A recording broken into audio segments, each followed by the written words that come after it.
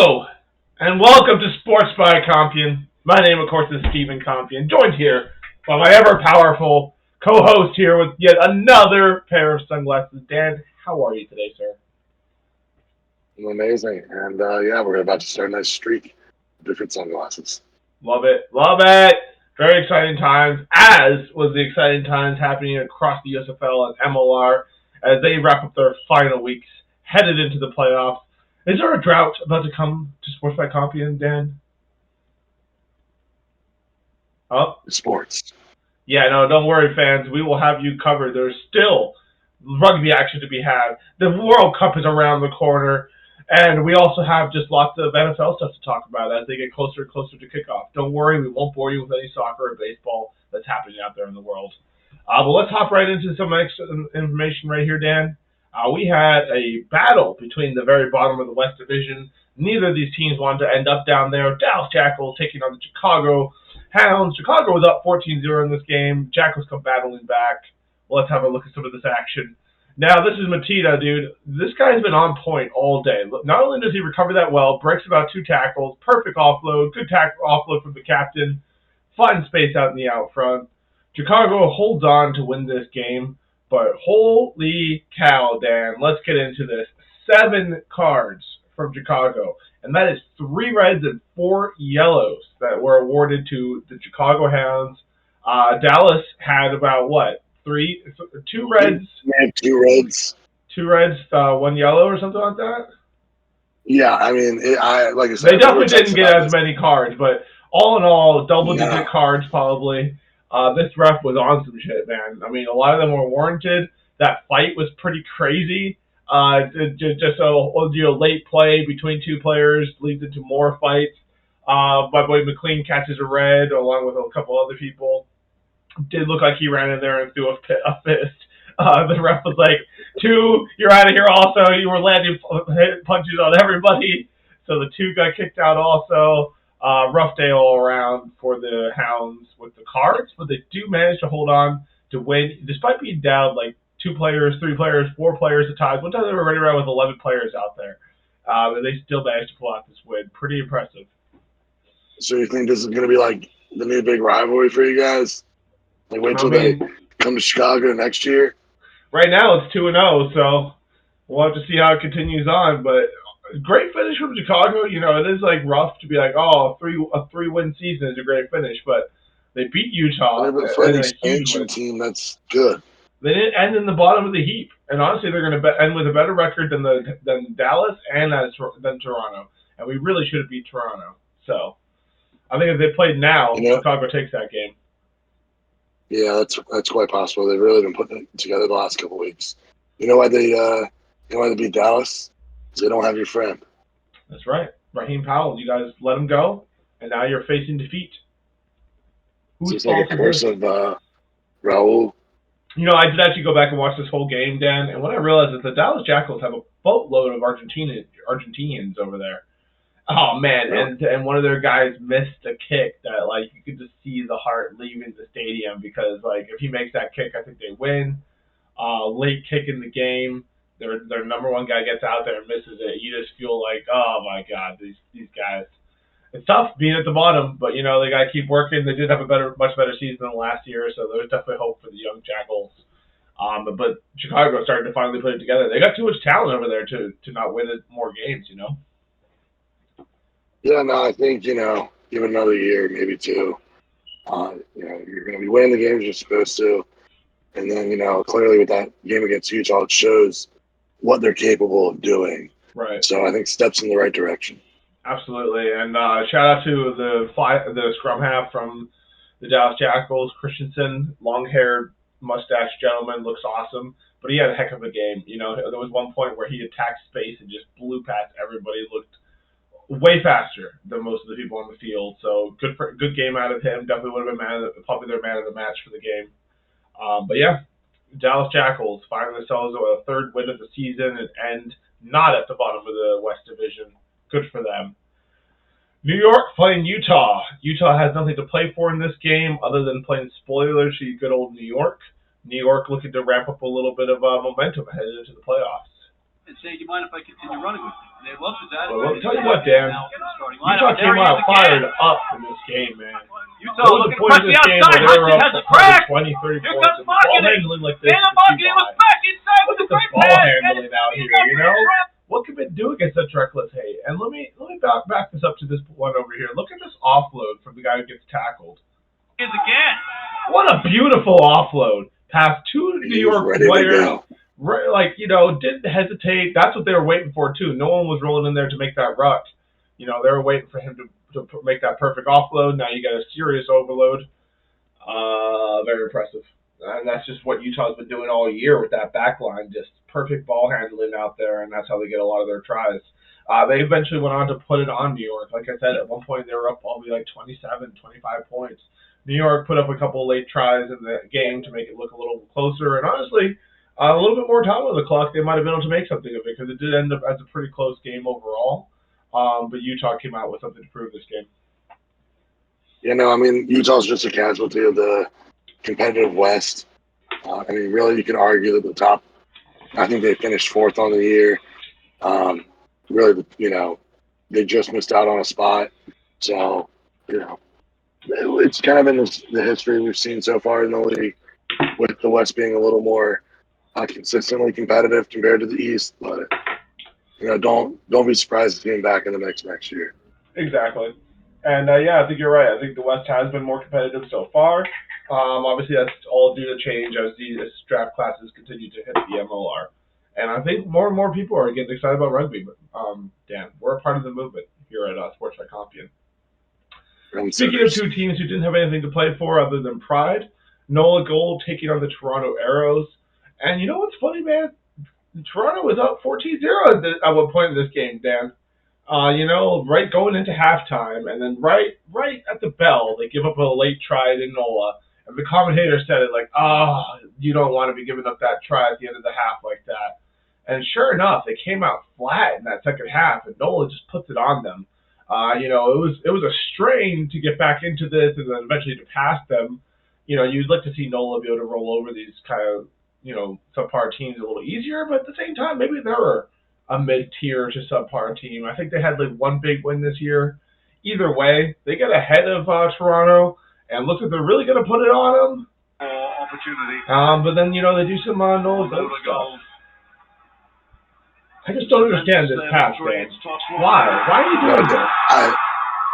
You know, like, floaters drive me crazy. And, like, at the end of the game, you know, you got to be careful what you're doing, and you just... And it's a close game. Like, you can't be... Well, it's over. Like, there wasn't enough time for them to come back in this, but, like, that's an automatic 7, so that game ended 24-26. And it's just so stupid. It's just stupid. Yeah, man. no.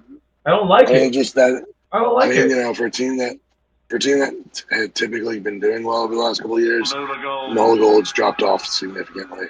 So this is their 10 also. Like, you've got to make better decisions, bro. He gets laid out, so I'm sure he had to make a quick decision. But, like, I don't know if that's a good excuse. You gotta no, that needed to be a flatter pass. Flatter pass. Maybe just don't try to skip 3 people. You know, at the end of the game here, stay a little safer if you're getting blitzed that heavily. Just, you know, live to play another down. Absolutely. Well, your DC Glory got into a hole quick after going up 5-0. Atlanta really started to put it on them, but I think we start to see a little bit of a turn in the first half. There's tons of scoring in this first half of this game. Yeah, no, it was. They came charging back at halftime. I'd love to see that pass, man. Look at that setup pass. No, big man. This is quality out of your side right here. Oh, that's so nice. Good finish by 3 as well, but beautiful pass out of 5. Yeah, no, like, I love when the big guys score. For sure. But no, I mean, it was a pretty competitive half. DC up 24-21. So in the grand scheme of things, it was a little bit of a quieter second half with it ending up 36-28. But I mean, both teams came out firing, and they did find themselves in a little bit of a hole. Luckily, they were able to work out of it, especially heading into the playoffs. Unfortunately, the gap between them and New York wasn't going to change anything in terms of standings. Okay. Because I think they ended up tied in points, but I think New York had the gap, had the head-to-head on them, Okay. or tiebreaker on them.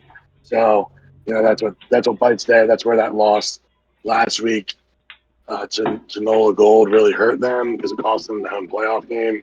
So now they're going to New York instead.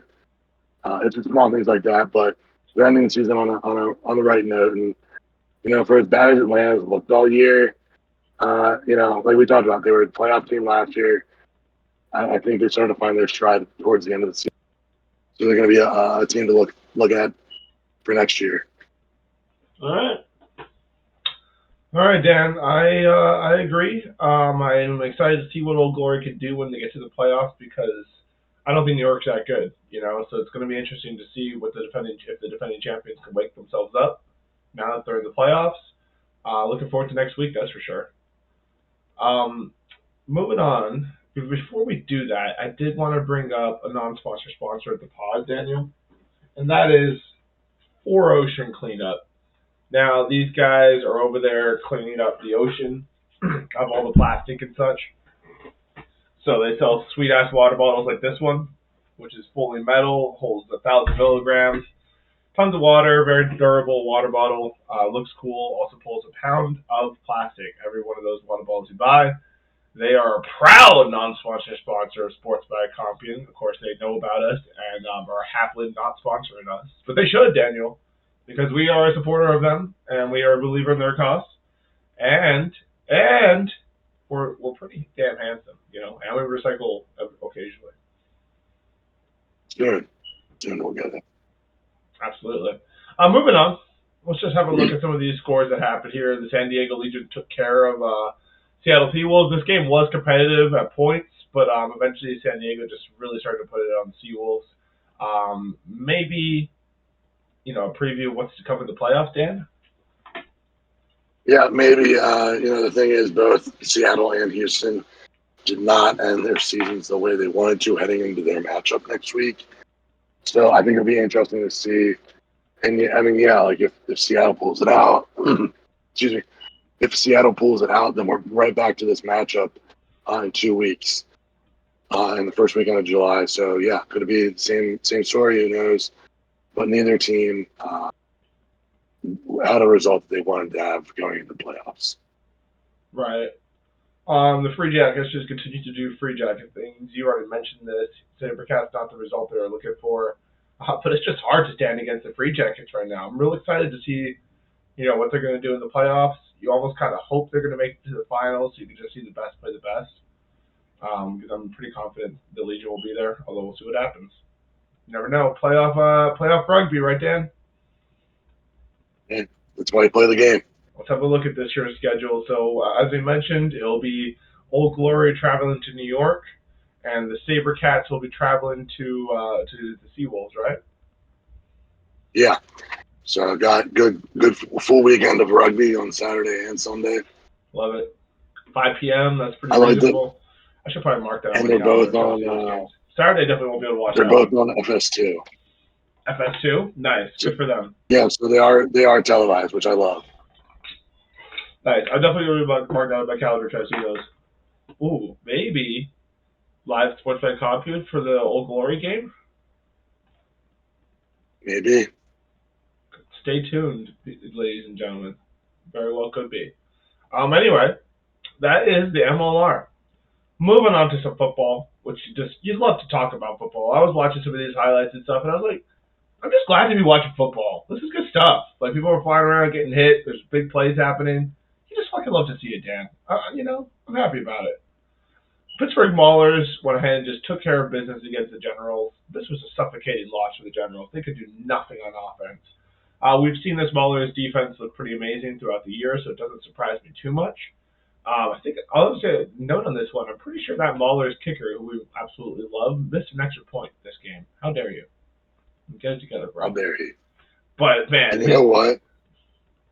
The Pittsburgh Steelers signed the kicker out of San Antonio in the XFL.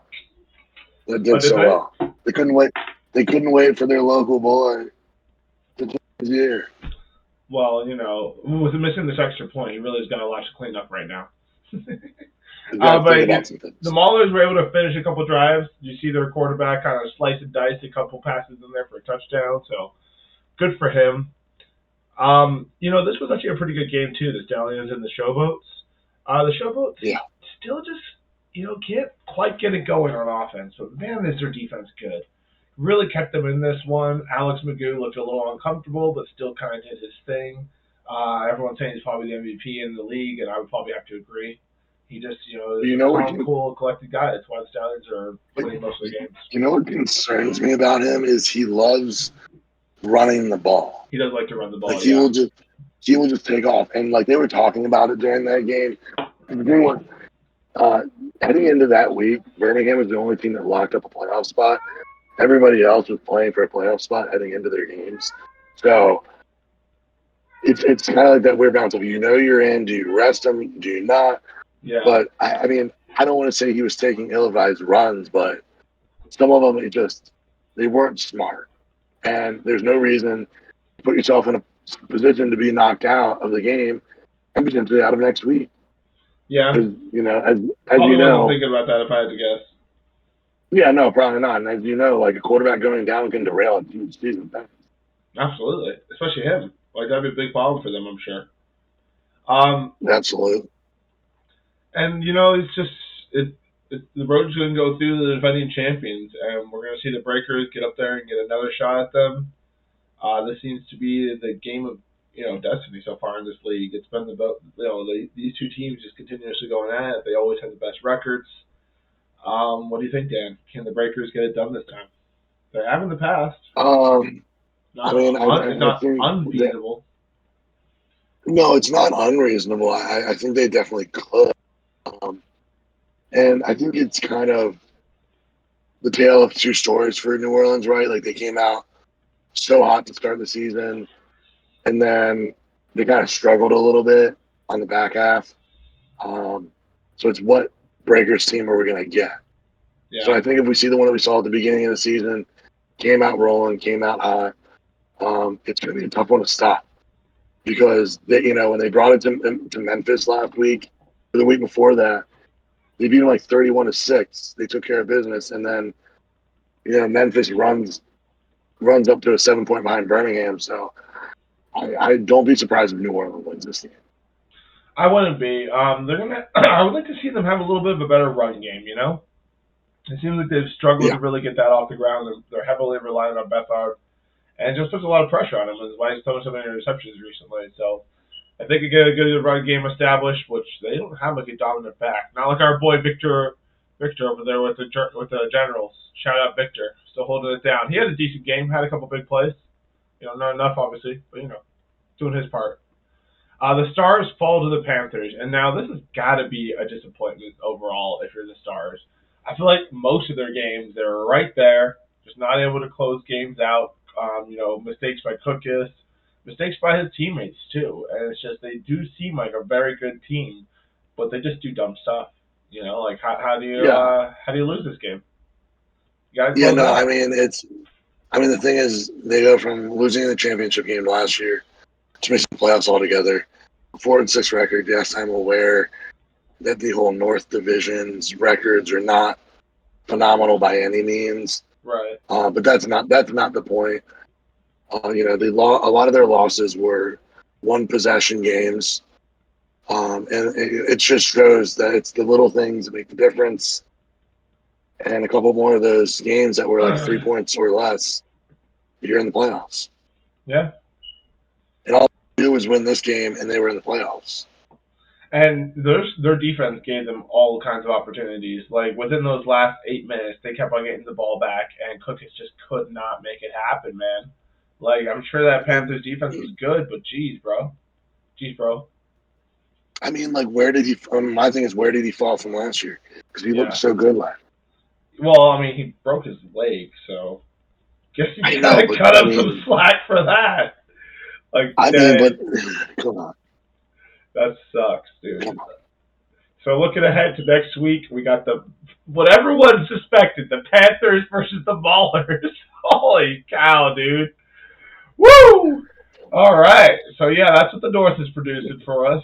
Is the Panthers and the Maulers, both a bad losing record. Not even like a 5-5. They're 4-6. These teams. Panthers have No, and I'm defense, pretty a sure. kicker, and a quarterback who every once in a while is athletic, maybe able to dice you. The Panthers, they got a new quarterback code, right? Did they bench Love? I missed that game last week, so I did not catch that. For sure. Because I'm curious. I think I saw a different guy running around making things happen. So Casey Cook Perry's into playing. Kenny Thomas. All right, this is the so yeah, E. Yeah, Perry. Perry. They did. Not a super exciting game out of him or anything, but you know. And here's the thing: Pittsburgh took both games this year. Week 9 they knocked off Michigan 19-7, and then back in week 5, Pittsburgh won 23-7. So, the Pittsburgh defense was all over them the other week. They could not get anything going. Lots of sacks and a couple of interceptions. So, I think Pittsburgh keeps it up. And I think Pittsburgh takes this game. I agree, which is cool to see. Like, after being like the bottom of that division last year, I don't even know if they got a win. And now they're probably going to be in the championship game. Right, Hey, get look, past the Panthers though. Let's go. I hate bringing this up, but we saw it in the XFL. DC was the hot team, went in against the losing record team. True. And No, that's a good point. That is a good point. So speaking of that game, obviously we got the Breakers versus the Stallions. I think both of us believe the the Breakers do have a chance for this. But ultimately, I think I'm going to go Stallions. I think they're defending champions will be back. Yeah, I think it's going to be tough to get around to Birmingham. It's the way they've been playing. They're probably one of the most consistently sound teams in the league. I get that they have like a one win record better, but they've just looked more complete all year. So I think as much as I would like to stay in New Orleans, Bulls tomorrow, I think we'll see a Birmingham Pittsburgh.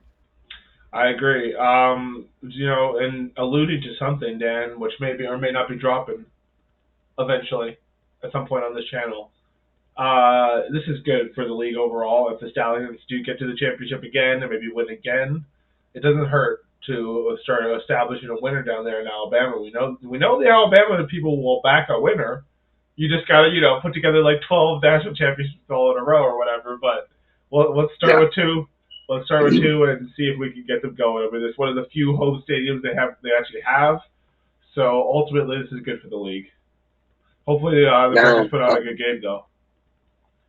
No, for sure. I hope they do. And, if we do get the matchup that we do believe will happen, in week 4, Birmingham and Pittsburgh squared off.